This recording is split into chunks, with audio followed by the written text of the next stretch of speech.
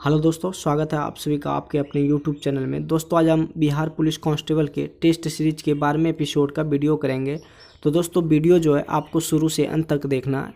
तो दोस्तों चलिए शुरू करते हैं। सबसे पहले जो आपके स्क्रीन पर क्वेश्चन है, क्वेश्चन आपके स्क्रीन पर है कि किसी तत्व का जो रासायनिक गुण होता है निम्नलिखित में कौन तय करता है। किसी तत्व के रासायनिक गुण निम्नलिखित में कौन तय करता है, तो आपका जो है इलेक्ट्रॉनों की संख्या जो है उसका रासायनिक गुण तय करता है। तो किसी तत्व का जो रासायनिक गुण होता है निम्नलिखित में कौन तय करता है, तो इलेक्ट्रॉनों की संख्या तय करता है। तो आपका ऑप्शन नंबर 1 जो है बिल्कुल सही है। अगले क्वेश्चन की ओर बढ़ते हैं। अगला क्वेश्चन आपके स्क्रीन पर, अगला जो क्वेश्चन है कि पेंसिल का जो लेड होता है वो क्या होता है। पेंसिल का जो लेड होता है वो दोस्तों ग्रेफाइट होता है। पेंसिल का लेड जो होता है वो क्या होता है, ग्रेफाइट। तो आपका ऑप्शन नंबर सी जो है बिल्कुल सही है। अगले क्वेश्चन की ओर बढ़ते हैं। कह रहा है कि दालें निम्नलिखित में किसका उत्तम स्रोत होती है। तो दोस्तों दाल में जो है किसका उत्तम स्रोत होती है, तो प्रोटीनों का जो है सबसे अधिक स्रोत किस में होती है, दालों में होती है। तो आपका ऑप्शन नंबर सी जो है बिल्कुल सही है। अगले क्वेश्चन की ओर बढ़ते हैं। अगला क्वेश्चन है कि निम्नलिखित में कौन सा तना जो है अपवर्तित भूमिगत तना है। कह रहा है कि निम्नलिखित में से कौन सा तना अपवर्तित भूमिगत तना है, तो आपका आलू जो है वो तना अपवर्तित भूमिगत तना है। तो आपका ऑप्शन नंबर डी जो है वो बिल्कुल सही है। अगले क्वेश्चन की ओर बढ़ते हैं। अगला जो क्वेश्चन है कि लाल चींटियों में निम्नलिखित में कौन सा अम्ल पाया जाता है। तो दोस्तों लाल चींटी में हमेशा फॉर्मिक अम्ल पाया जाता है। तो आपका ऑप्शन नंबर डी जो है वो बिल्कुल करेक्ट है। अगले क्वेश्चन की ओर बढ़ते हैं। अगला क्वेश्चन आपका जो जीके है कि सुख दुख में कौन सा समास है। सुख दुख में कौन सा समास है, सुख दुख में कौन सा समास है। तो सुख और दुख जहाँ पे दोस्तों अगर हाइफन का चिन्ह दिया रहे तो इस तरह का चिन्ह दिया जाए, और एक का दूसरा यानी कि अगर सुख रहे उसका विलोम शब्द दुख रहे तो वो हमेशा द्वंद्व समास होता है। तो दोस्तों आपका ऑप्शन नंबर बी जो है बिल्कुल सही है। अगले क्वेश्चन की ओर बढ़ते हैं।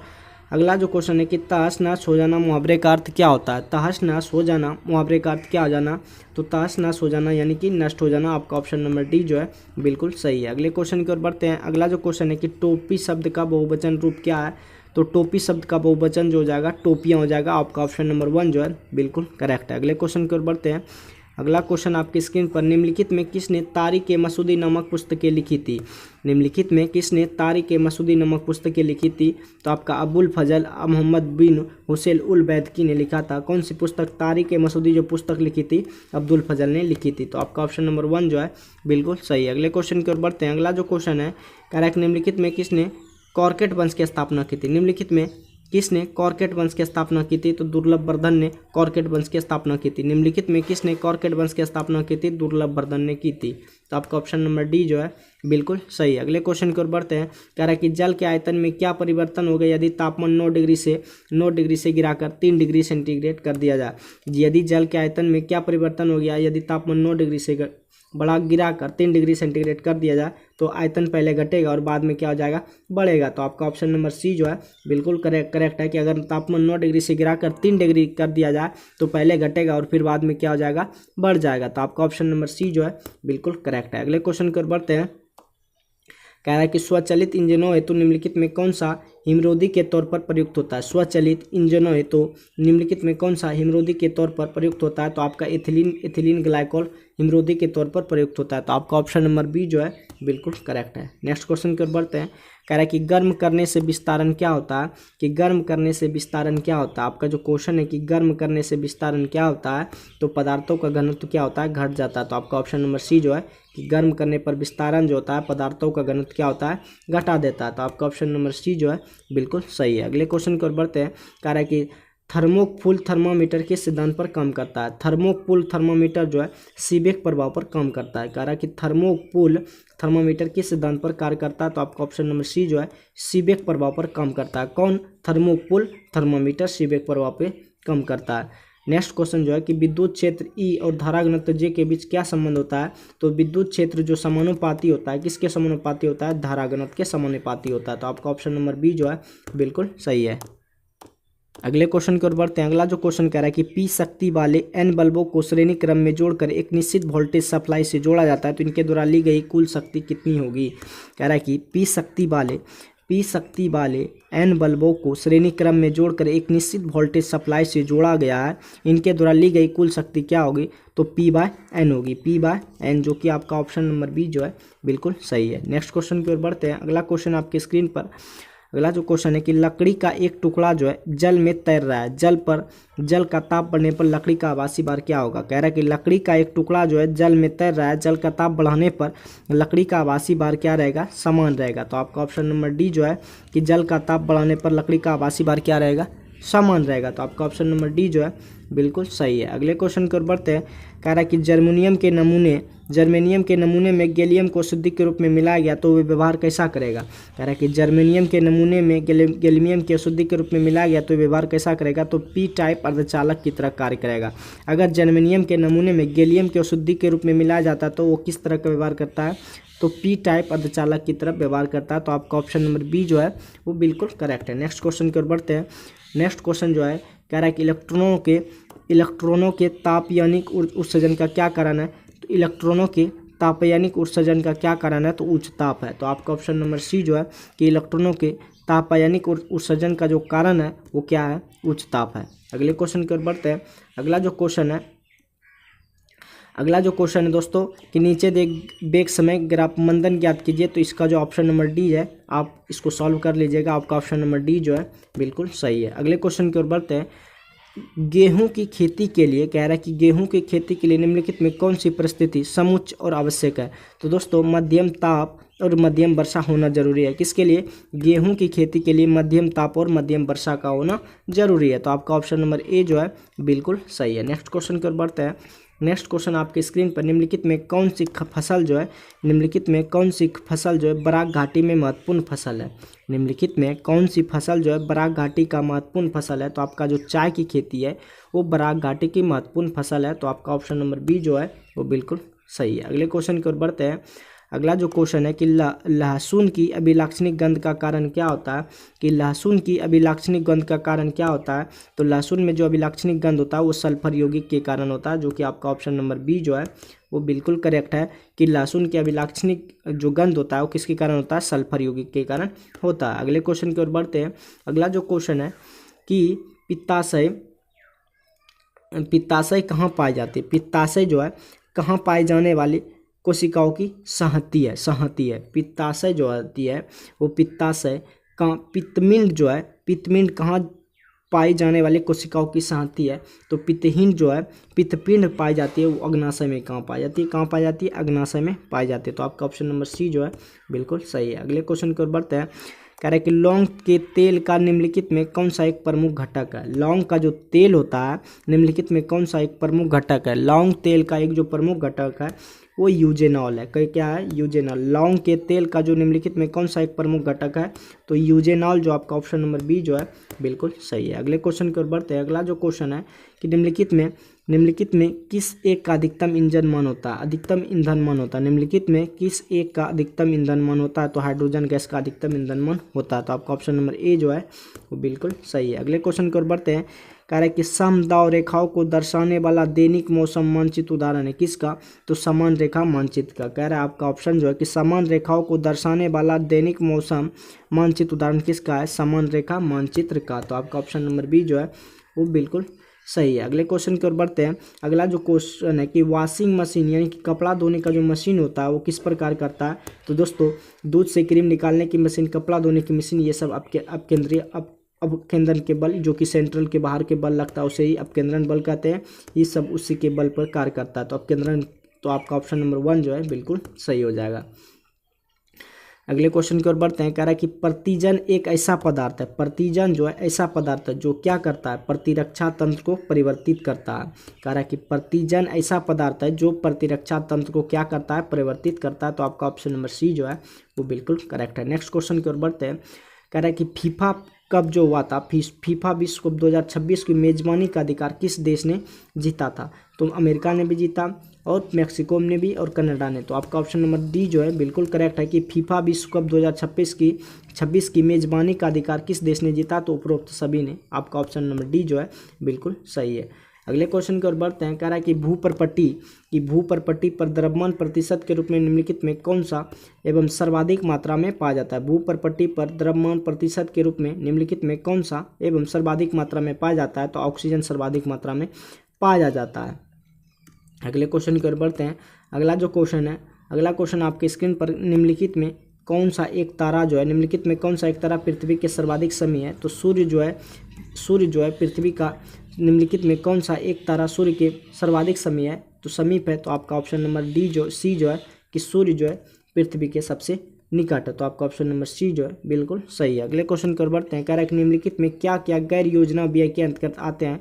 तो आपका सब्सिडी भी आता है, ब्याज भुगतान भी आता है, रक्षा व्यय भी आता है। तब पिछली योजनाओं में निर्मित आधारित संरचना का अनुरक्षण व्यय एवं ये सब जो है गैर योजना के व्यय के अंतर्गत आते हैं, तो आपका ऑप्शन नंबर डी जो है बिल्कुल सही है। तो निम्नलिखित में क्या गैर योजना के अंतर्गत व्यय आते हैं? तो सब्सिडी, ब्याज भुगतान, रक्षा और पिछली योजनाओं में निर्मित आधारित संरचना का अनुरक्षण व्यय जो होता है, ये सब गैर योजना के अंतर्गत आते हैं। अगले क्वेश्चन की ओर बढ़ते हैं। कह रहा है कि पिछले हेड पंप से पानी पीने वाले लोगों को नीचे लिखे गए सभी रोगों को होने की संभावना सिवाय क्या है?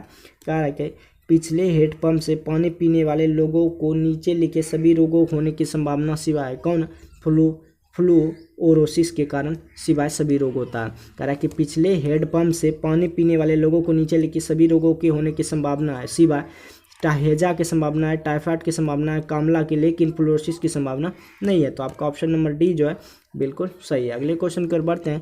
कह रहा है कि भारत में स्वतंत्रता प्राप्ति के बाद निम्नलिखित में किसने सुझाव दिया कि भारतीय राष्ट्रीय कांग्रेस को समाप्त कर दिया जाए? भारत में स्वतंत्रता प्राप्ति के बाद निम्नलिखित में किसने सुझाव दिया कि भारतीय राष्ट्रीय कांग्रेस को क्या कर दिया जाए? समाप्त कर दिया जाए। तो महात्मा गांधी ने यह सुझाव दिया था कि अब जो है भारत तो स्वतंत्र हो गया, अब भारतीय राष्ट्रीय कांग्रेस को क्या कर दिया जाए? समाप्त किया जाए। तो ये कथन किसने किया था? सुझाव किसने दिया था? महात्मा गांधी ने सुझाव दिया था। अगले क्वेश्चन की ओर बढ़ते हैं।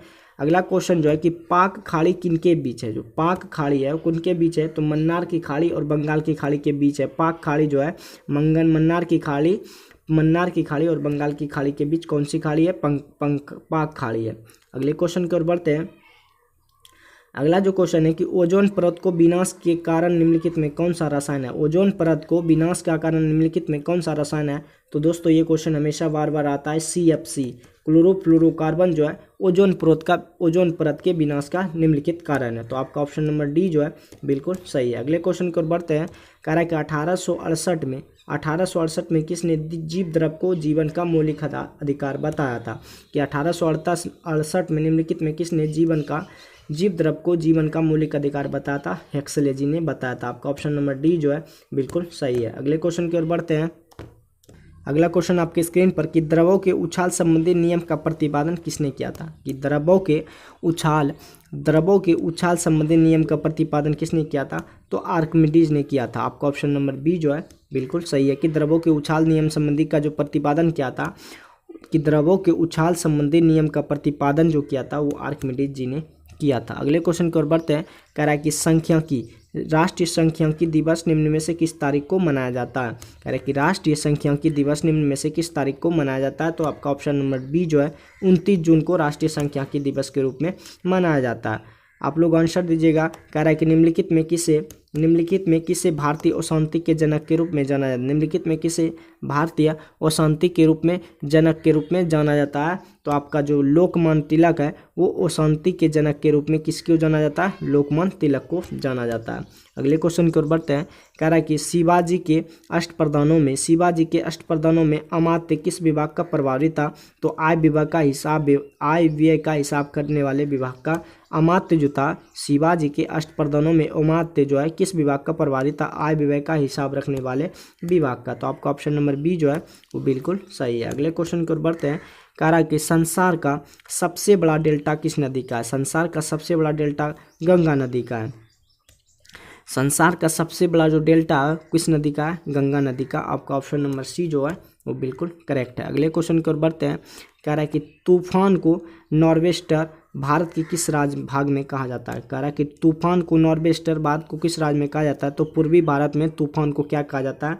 नॉर्वेस्टर कहा जाता है। तूफान को नॉर्वेस्टर भारत के किस राज्य में कहा जाता है? तो पूर्वी भारत में कहा जाता है। तो आपका ऑप्शन नंबर सी जो है वो बिल्कुल सही है। अगले क्वेश्चन की ओर बढ़ते हैं। कह रहा है कि घाटे की अर्थव्यवस्था की आवश्यकता तब महसूस होती है, घाटे की अर्थव्यवस्था की आवश्यकता तब महसूस होती है जब सरकार जो है आय व्यय का अंतर समाप्त करने में विफल हो तथा अन्य कार्यों की पूर्ति न कर पाए, तब जो है घाटे की अर्थव्यवस्था की आवश्यकता तब महसूस होती है। तो आपका ऑप्शन नंबर सी जो है वो बिल्कुल करेक्ट है। अगले क्वेश्चन की ओर बढ़ते हैं। अगला जो क्वेश्चन है कि नीचे दी गई वस्तुओं में कौन सी ऐसी है जो जिस पर केंद्रीय उत्पाद शुल्क नहीं लगता है। तो चावल पर दोस्तों कर नहीं लगता है। कह रहा है कि नीचे दी गई वस्तु में कौन सी ऐसी वस्तु है जिस पर केंद्रीय उत्पाद यानी कि सरकार का कोई टैक्स नहीं लगता है। तो चावल पर कोई टैक्स नहीं लगता। तो आपका ऑप्शन नंबर सी जो है वो बिल्कुल सही है। अगले क्वेश्चन की ओर बढ़ते हैं। कह रहा है कि भारत की मुद्रा प्रणाली के प्रबंधन का आविष्कार अधिकार किसे है। तो आरबीआई को, रिजर्व बैंक ऑफ इंडिया को भारत की मुद्रा प्रणाली के प्रबंधन का अधिकार है। किसको? रिजर्व बैंक ऑफ इंडिया को। तो आपका ऑप्शन नंबर डी जो है वो बिल्कुल सही है। अगले क्वेश्चन की ओर बढ़ते हैं। कह रहा है कि निम्नलिखित में कौन सा क्षेत्र प्राथमिक क्षेत्र में नहीं आता। तो दोस्तों मत्स्य पालन प्राथमिक क्षेत्र में आता है, कृषि आता है, वानिकी आता है, लेकिन परिवहन जो है ये प्रथम क्षेत्र में नहीं आता। तो आपका ऑप्शन नंबर ए जो है बिल्कुल सही है। अगले क्वेश्चन की ओर बढ़ते हैं। कह रहा है कि निम्न में किसने गरीबी निवारण के प्रभावपूर्ण अस्त्र के रूप में स्वयं सहायता समूह के विचार को दिया था। कह रहा है क्वेश्चन कि निम्नलिखित में किसने गरीबी निवारण के प्रभावपूर्ण अस्त्र के रूप में स्वयं सहायता समूह के विचार दिया था।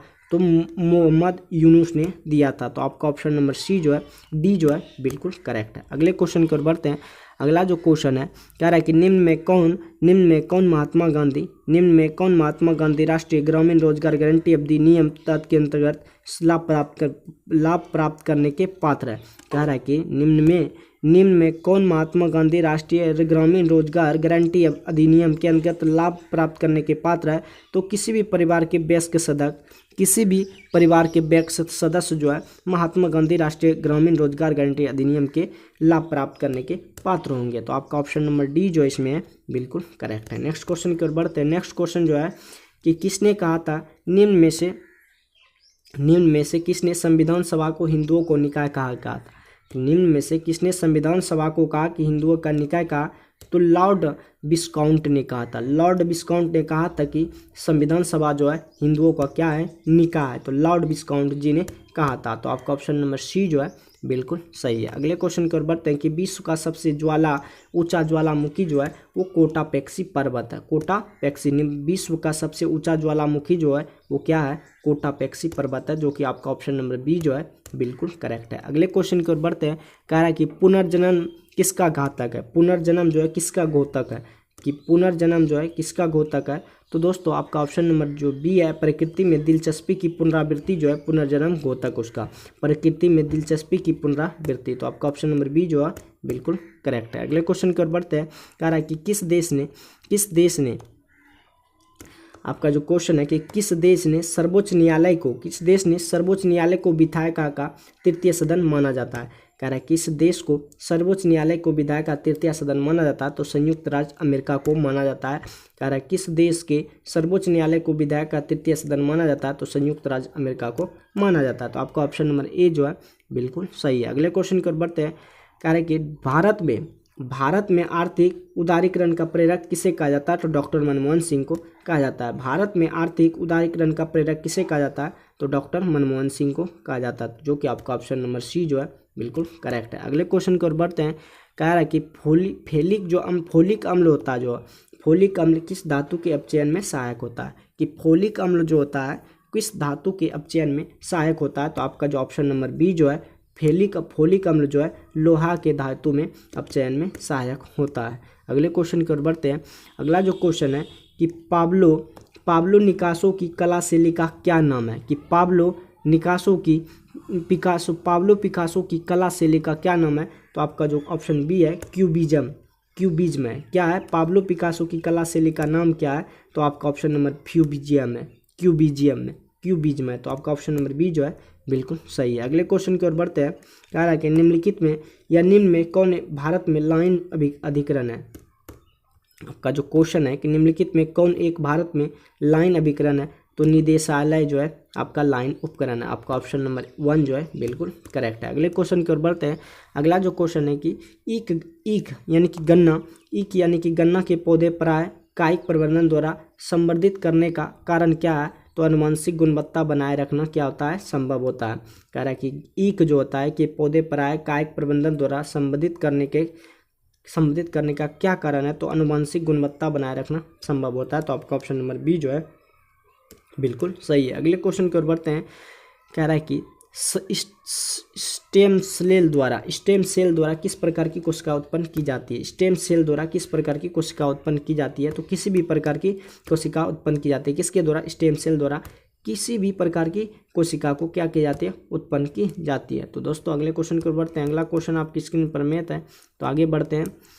आगे जो आपका 76 नंबर क्वेश्चन है कि वकील का भाववाचक संज्ञा बताएं, कि वकील का भाववाचक संज्ञा बताएं। तो वकील का जो भाववाचक संज्ञा होता है दोस्तों आपका वकालत हो जाएगा। वकील का जो भाववाचक संज्ञा होता है वो क्या होता है, वकालत होता है। आपका ऑप्शन नंबर बी जो है बिल्कुल सही है। अगले क्वेश्चन की ओर बढ़ते हैं। कह रहा है कि शुद्ध वाक्य जो है चुने, तो शुद्ध वाक्य चुने। तो अमृतलाल के पिता का नाम क्या है, प्रेमचंद्र है, ये शुद्ध वाक्य है। जबकि अमृतराय के पिता का नाम प्रेमचंद्र, ये गलती है। अमृतलाल के पिता का नाम प्रेमचंद्र, गलती है।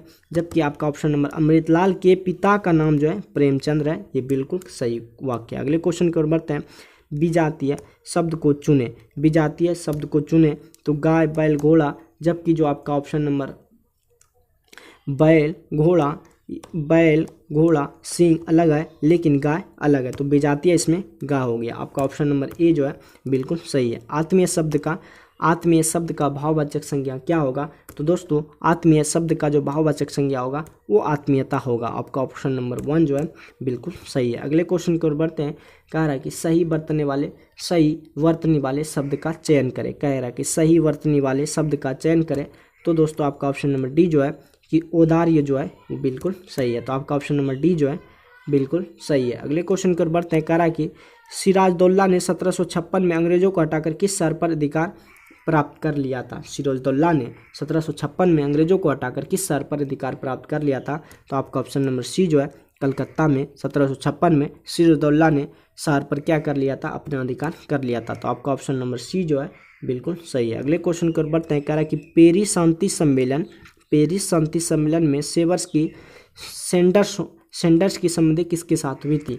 दोस्तों पेरिस शांति सम्मेलन में सेवर्स की संधि किनके साथ की गई थी, तो तुर्की के साथ की गई थी, जो कि आपका ऑप्शन नंबर डी जो है बिल्कुल करेक्ट है। अगले क्वेश्चन की ओर बढ़ते हैं। अगला जो क्वेश्चन है कि डायस में 3 कक्षीय हृदय होता है, कि डायस में 3 कक्षीय हृदय होता है। तो उभयचर में दोस्तों 3 कक्षीय हृदय होता है। तो आपका ऑप्शन नंबर 1 जो है बिल्कुल करेक्ट है। अगले क्वेश्चन की ओर बढ़ते हैं। अगला जो क्वेश्चन आपकी स्क्रीन पर कि भारतीय समाचार पत्रों के मुक्तिदाता के रूप में कौन गवर्नर जनरल विख्यात है। तो दोस्तों आपका लॉर्ड मेटकॉफ जो है भारतीय समाचार पत्रों के मुक्तिदाता के रूप में और गवर्नर जनरल के रूप में भी विख्यात है। कौन, लॉर्ड मेटकॉफ जो है। आपका ऑप्शन नंबर डी जो है बिल्कुल सही है। अगले क्वेश्चन की ओर बढ़ते हैं। अगला क्वेश्चन कह रहा है कि Indian vaccine growth story from cowpox to vaccine मंत्री किसने लिखा था। कह रहा है कि Indian vaccine growth story from cowpox to vaccine मंत्री किसने लिखा था, तो सज्जन सिंह ने लिखा था। किसने लिखा था, सज्जन सिंह ने, जो कि आपका ऑप्शन नंबर 1 जो है बिल्कुल करेक्ट है। नेक्स्ट क्वेश्चन की ओर बढ़ते हैं।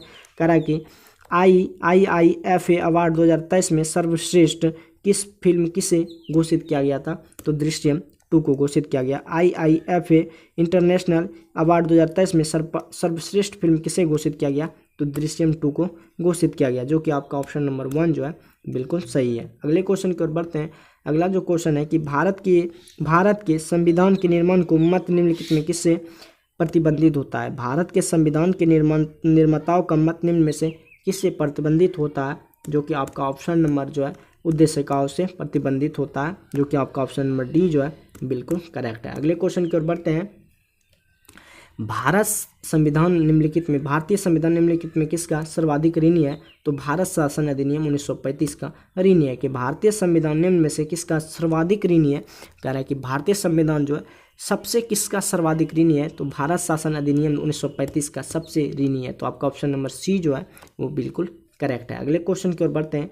अगला जो क्वेश्चन आपकी स्क्रीन पर कि भारतीय राजनीतिक व्यवस्था में इनमें से कौन सर्वोच्च है, कि भारतीय राजनीतिक व्यवस्था इनमें से कौन सर्वोच्च है, तो आपका जो संविधान है वो सबसे ऊंचा है। यानी कि भारतीय राजनीतिक व्यवस्था में इनमें से कौन सर्वोच्च है, तो आपका ऑप्शन नंबर सी जो है कि संविधान जो है सबसे ऊंचा। अगले क्वेश्चन की ओर बढ़ते हैं। कह रहा है कि संविधान का अध्यक्ष अपना त्यागपत्र किसे सौंपता है?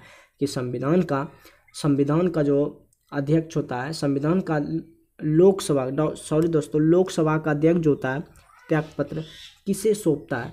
तो उपाध्यक्ष को सौंपता है। लोकसभा का अध्यक्ष जो है अपना त्यागपत्र किसे सौंपता है? उपाध्यक्ष को सौंपता है। तो अब अगले क्वेश्चन की ओर बढ़ते हैं।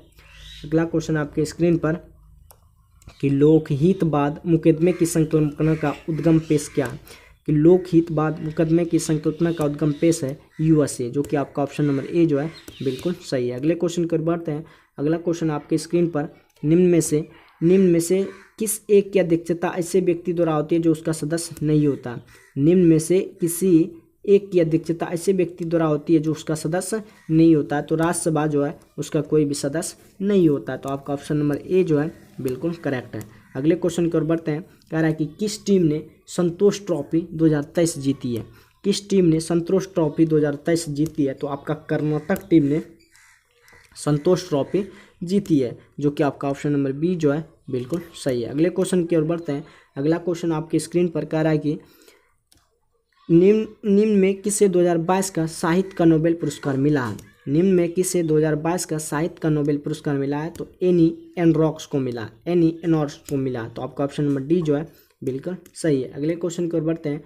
अगला जो क्वेश्चन है कि वर्ष 2022 के स्वच्छता सर्वेक्षण में इंदौर कितनी बार भारत का सबसे स्वच्छ शहर बना है? तो 6वीं बार बना है। कह रहा है कि वर्ष 2022 के स्वच्छता सर्वेक्षण के में इंदौर कितनी बार भारत का सबसे स्वच्छ शहर बना है? तो 6वीं बार इंदौर जो है 6वीं बार भारत का स्वच्छ शहर बना है, जो कि आपका ऑप्शन नंबर डी जो है बिल्कुल सही है। तो दोस्तों बिहार पुलिस कांस्टेबल के टेस्ट सीरीज का 12वें एपिसोड का वीडियो समाप्त होता है। दोस्तों अगर वीडियो अच्छा लगे तो अपने दोस्तों के साथ शेयर जरूर कीजिएगा।